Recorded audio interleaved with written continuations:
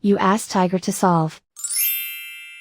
This deals with linear equations with one unknown. The final result is a equals 5. Let's solve it step by step. Simplify the expression.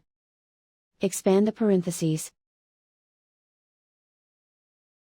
Multiply the coefficients. Simplify the arithmetic.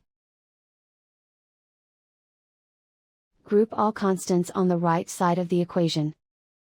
Add 35 to both sides. Simplify the arithmetic.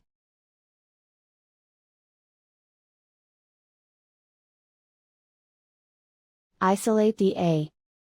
Divide both sides by 10. Simplify the fraction. Find the greatest common factor of the numerator and denominator.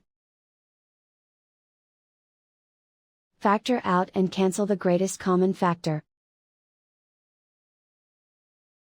And so the final result is a equals 5.